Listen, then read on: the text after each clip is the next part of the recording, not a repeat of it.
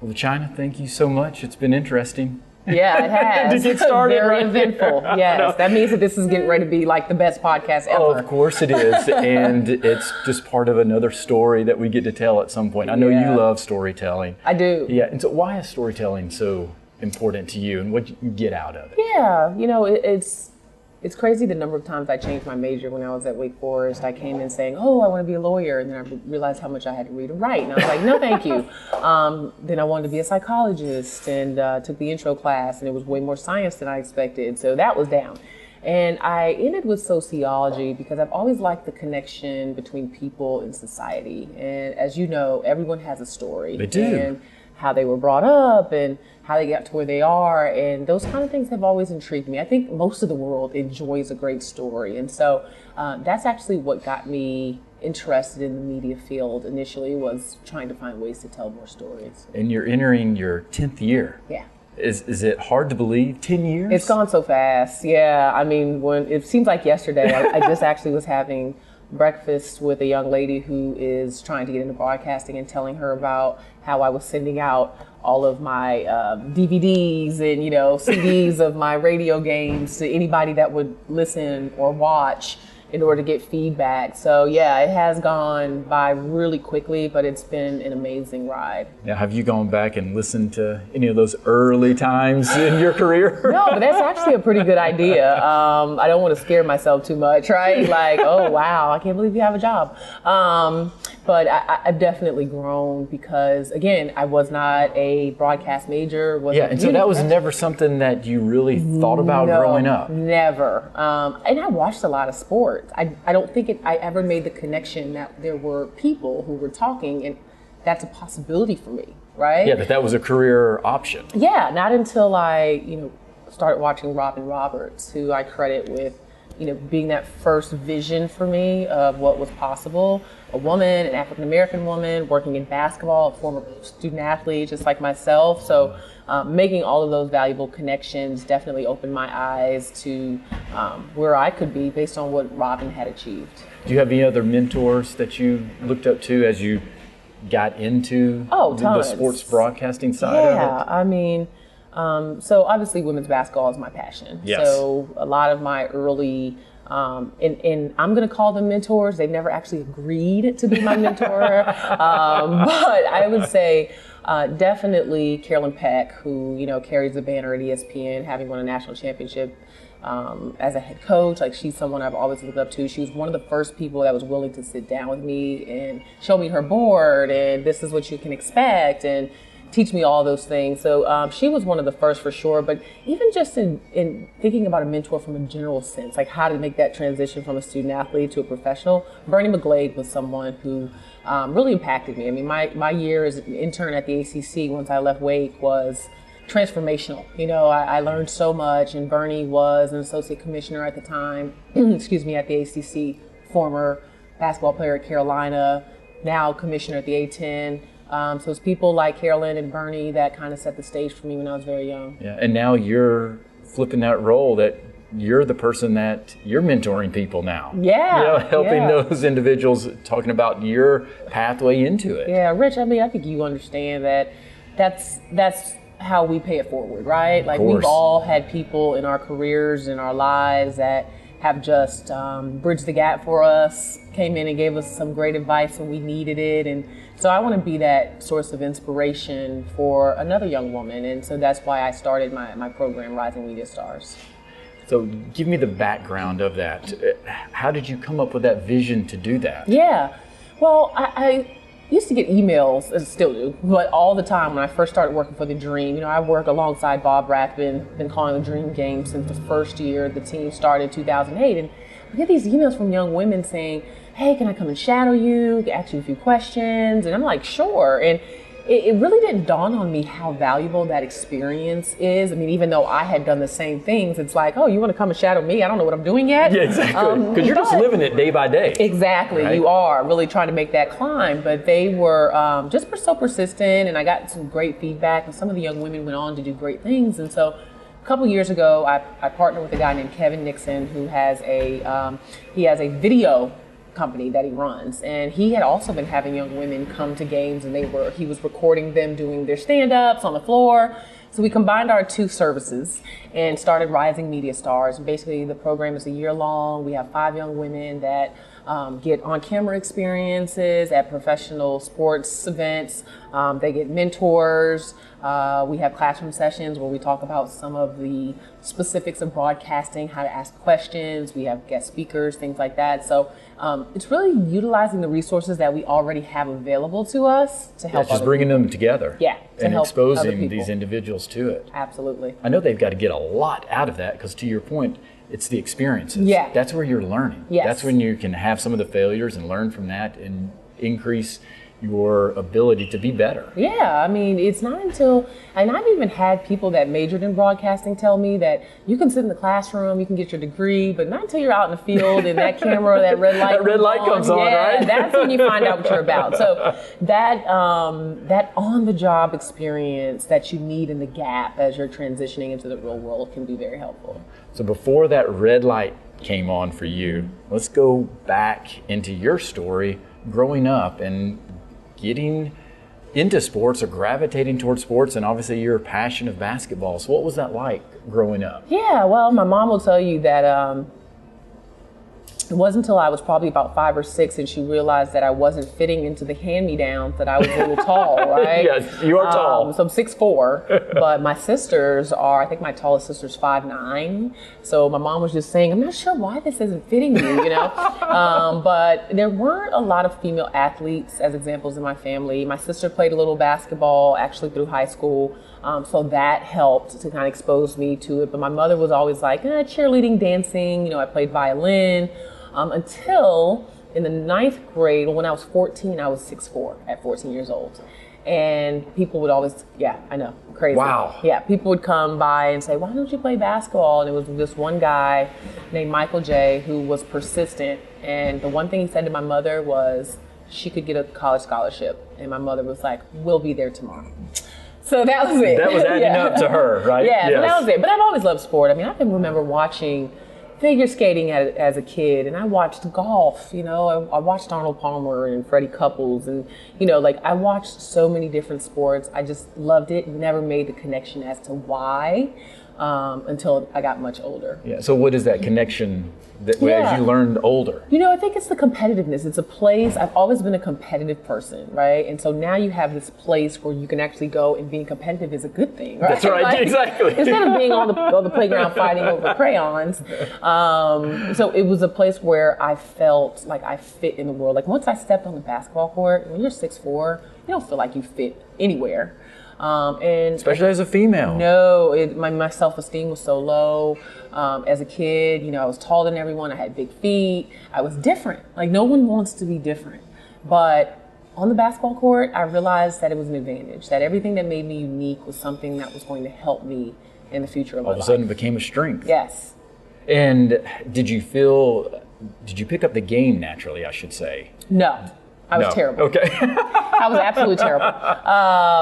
In fact, most people that go on to earn an ACC scholarship played varsity 4 years. I went freshman, JV, and then 2 years of varsity. I was not good enough. But, you know, being tall helped, and it definitely is an advantage, because there aren't very many tall women out here. So it's like, okay, we'll take her. Yeah. We've got some work to do though. She's a project. Yeah, she is definitely a project. So it didn't come natural to me, but I was a really, really, really hard worker.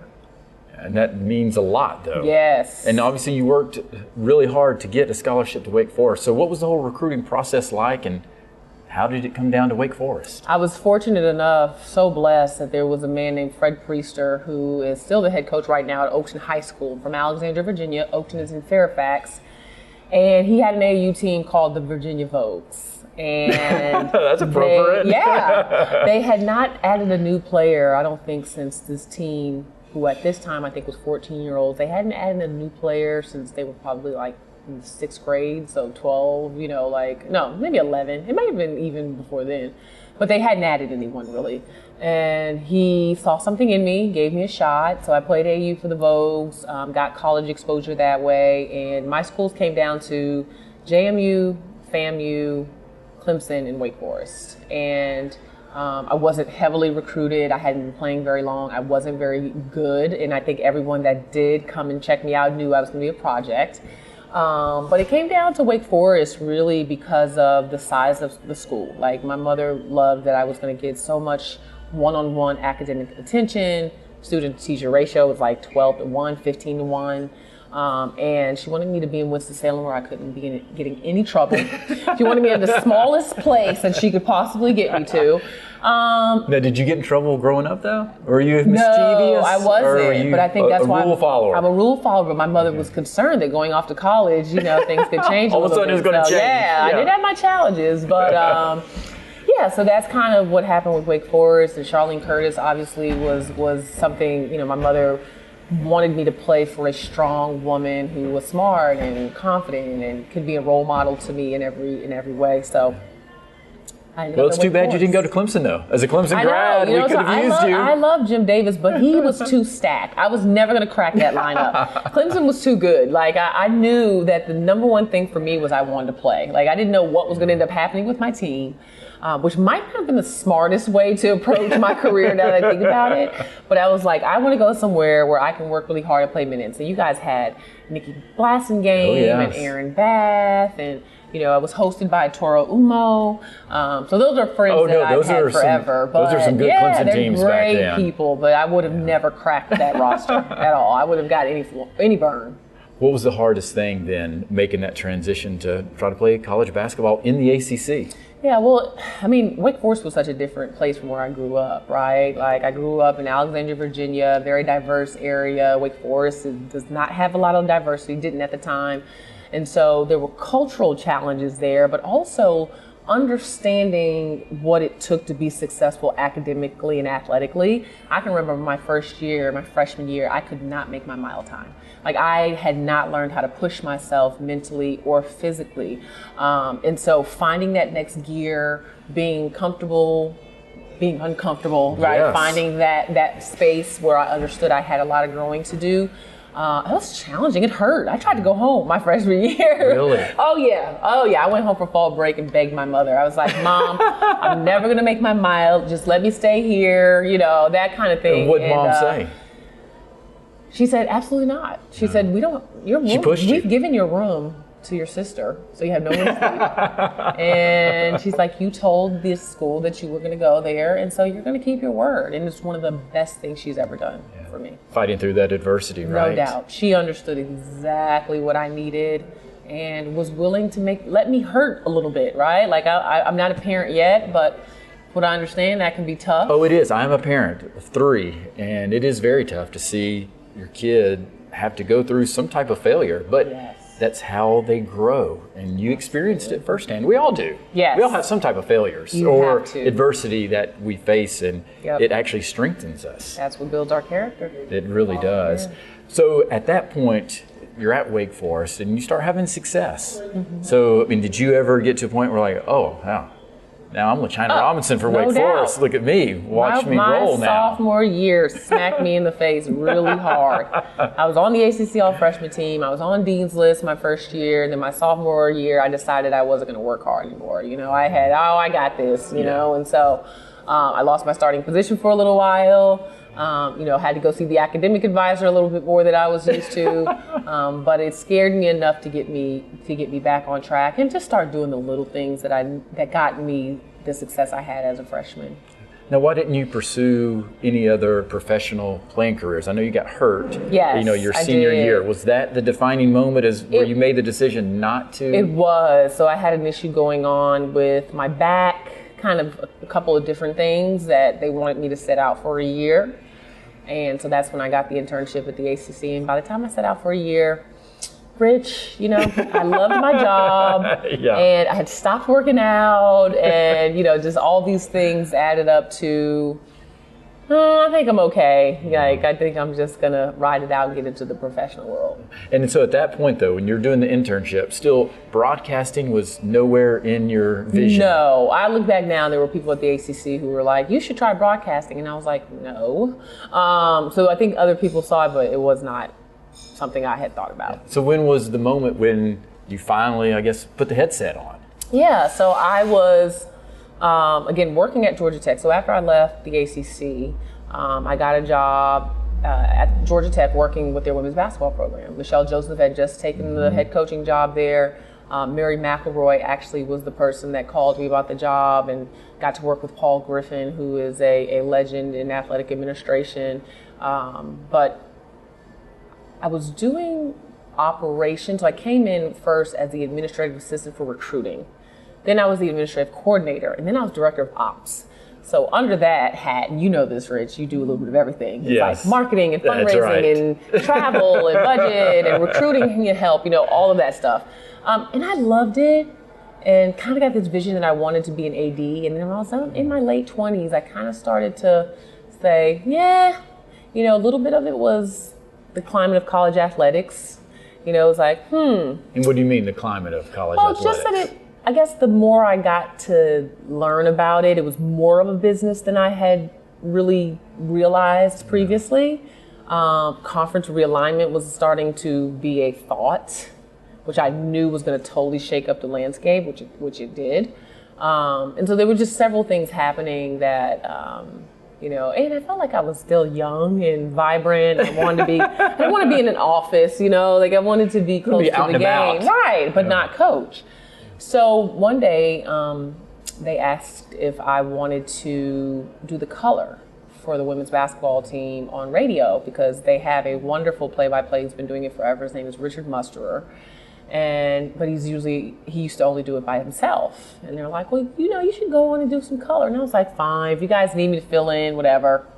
Of course, I put the headset on, and I thought it was the best thing since sliced bread. It's magic. Oh, God. I was like, okay, how can I do this for the rest of my life? But it was good to learn in radio, to really get the reps. And one of the best things that happened to me that I think really helped to prepare me for the TV side. Why not coaching, though? Coaches have a very demanding job. And what I mean by that, it's not like I don't work hard in what I do in broadcasting, but in the world we live in today, being in charge of children between the ages of 17 and 22 at the extremes on both ends is a lot of responsibility.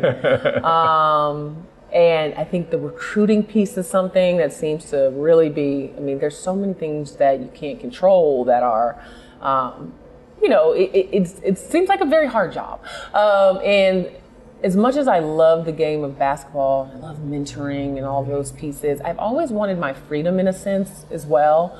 And I guess what I mean by that is I work in broadcasting, which means I get up every day, I get to talk about basketball, which I would do if no one paid me. That's right. Right, yes. And then I have my own company. So there's just this space I found where there's not one thing that I do that I don't like.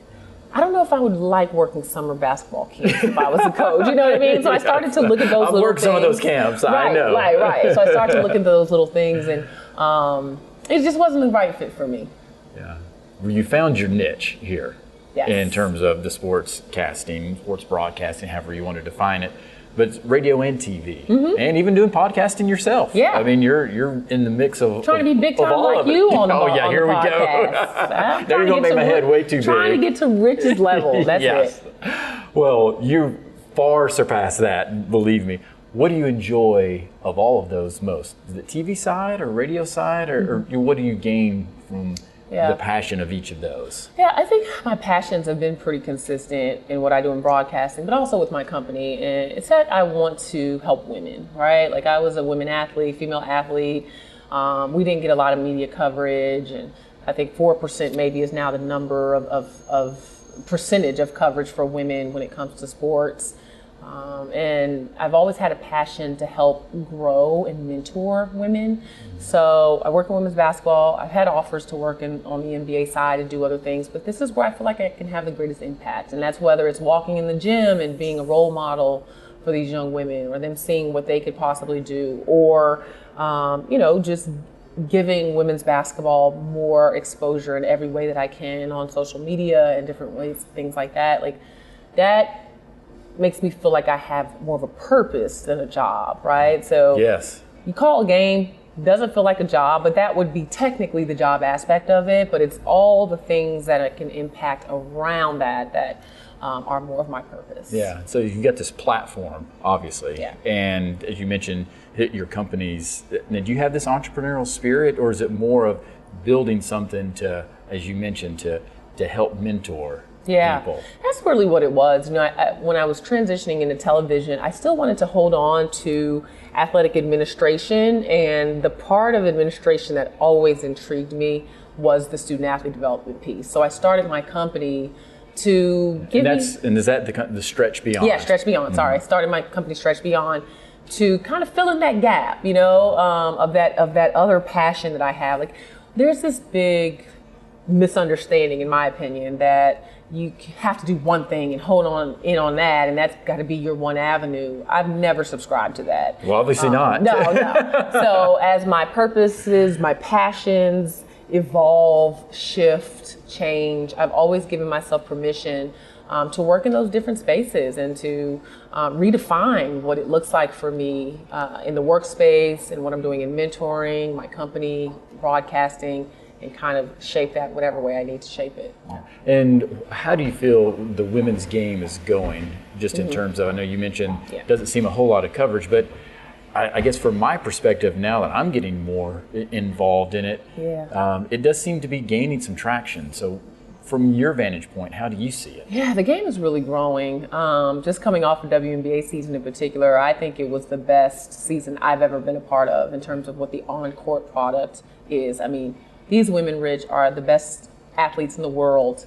Agreed, 100%. Their speed, their athleticism, like the game is going places that I don't think we saw it 22 years ago, which is the number of seasons. We're now heading into 23 for the WNBA. But young girls are playing earlier, right? Like, you think about the impact of Title IX. We now have women who played in college or played professionally. Now their kids are playing, and then their kids are playing, and it's you know, the sophistication, the training, and everything. All of that is going into just the best product we've seen in women's basketball. We've got social media that helps to market the sport, which is something that I would say was missing over time. Now companies don't have to make a decision. We'd like for them to invest in the marketing of women's basketball, but you can market yourself. Yes, you know, that's right. So that was huge. But the women's game is greater than I've ever seen it. And there's always talk about, you know, when basketball discussions, debates, LeBron versus Michael Jordan. But what about from the women's side? Yeah.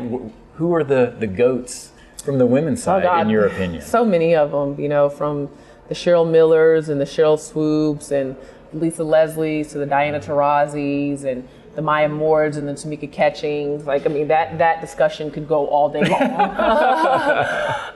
But it's good. It says a lot about the game that we have that kind of depth. You know, the Candace Parkers of the world. Like, we're now looking at a pool of women's players who are exceptional and continue to just get better and better every year. Yeah. And I think if people could go back and watch video of Cheryl Miller, they would be amazed. Oh, yeah. She was way before her time. Oh, yeah. I mean, I still think she's one of the best. Oh, no doubt. Yeah. And I mean, you know, I think people, because she wasn't around the WNBA, you know, that kind of thing, they often don't give her that level of credit. But when you see her, know that she obviously didn't have the exposure that some of the players now. Yeah, it is completely different. So have you ever had any of those moments that, you know, boom goes the dynamite type moments when you're broadcasting or something where, I don't know what just happened, but it's got to keep going? Oh gosh, yeah. A number of times, whether it's technical from an audio standpoint or, you know, a guest that just doesn't turn out the way you thought it was going to happen. Those are the uncontrollables that make it fun, but as you know, can always be scary.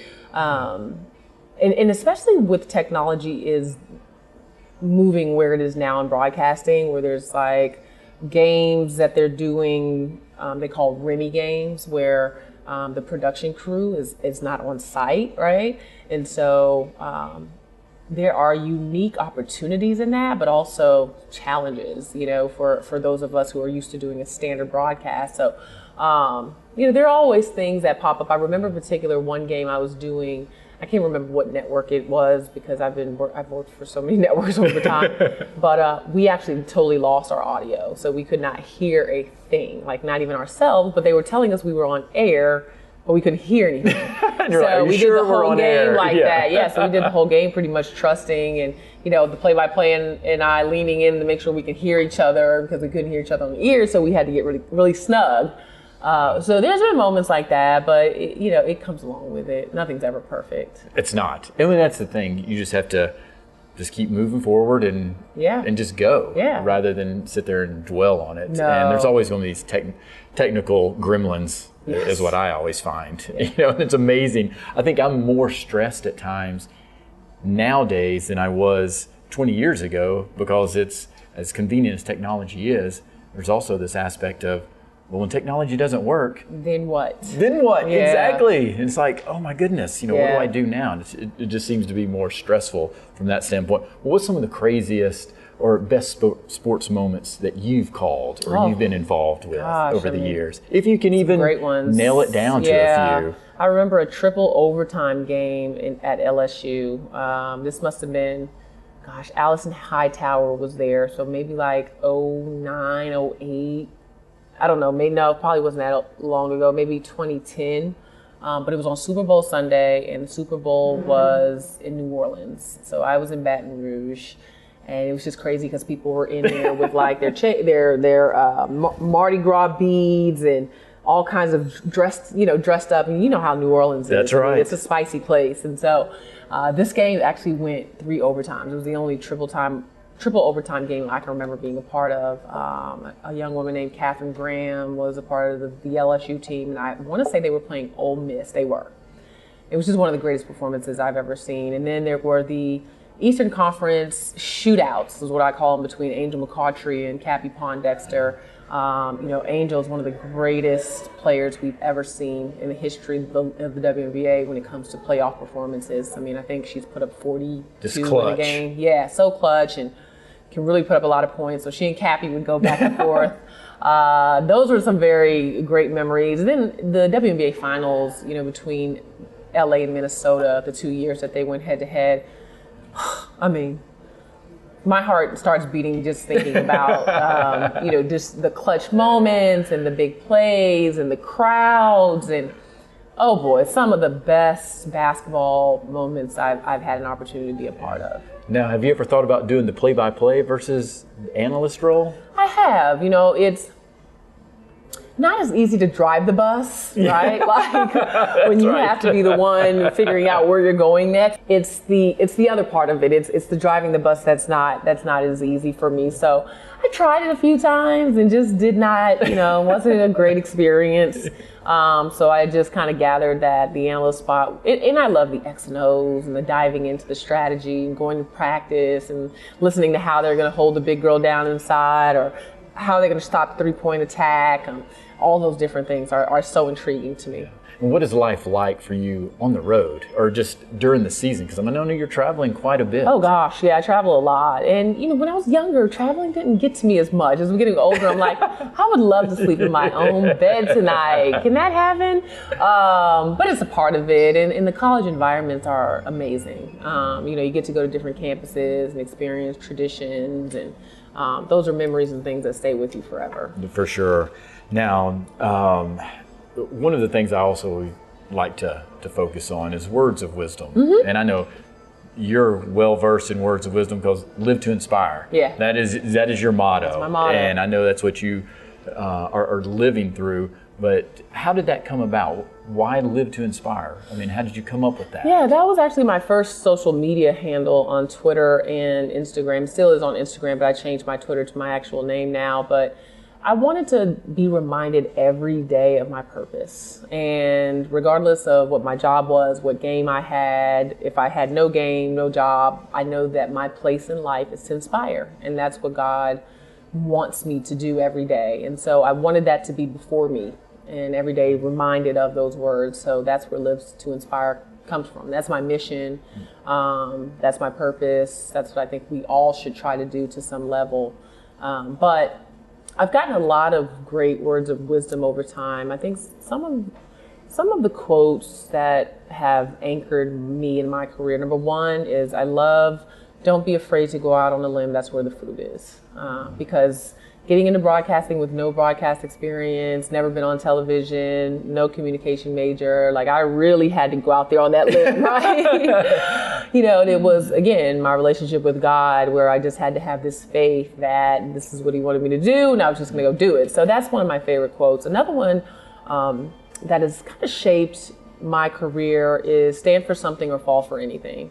There were just certain things that I decided every day when I came to work I was going to bring. My integrity, my energy, my preparation, my work ethic. I wanted to stand for what was important to Lachina every day, regardless.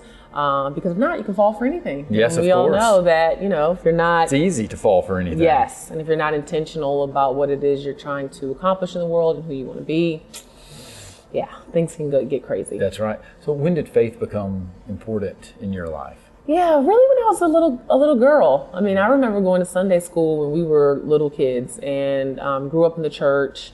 Went to Ebenezer AME Church in Fort Washington. I'm from Alexandria, Virginia, so that's in the Maryland area.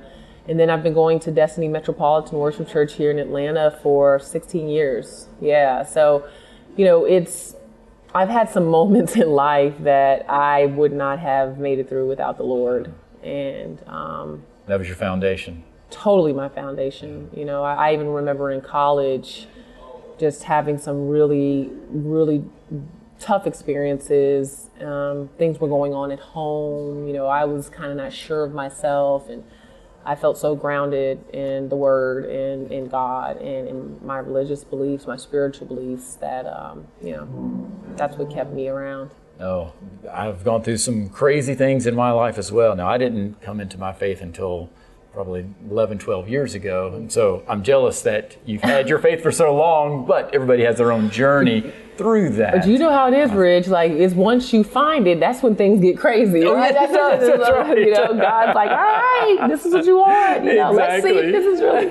So that is true, yeah. Without a doubt. Well, Lachina, I can't thank you enough for spending some time sharing a little bit more about your story and your journey and your pathway and being part of my journey in this podcasting crazy journey, I should say. I think it's amazing what you're doing, Rich, and it is an honor for me to be on, and I've gained nuggets from listening to your podcast already coming in. I was like, okay, let me go and listen to a few episodes.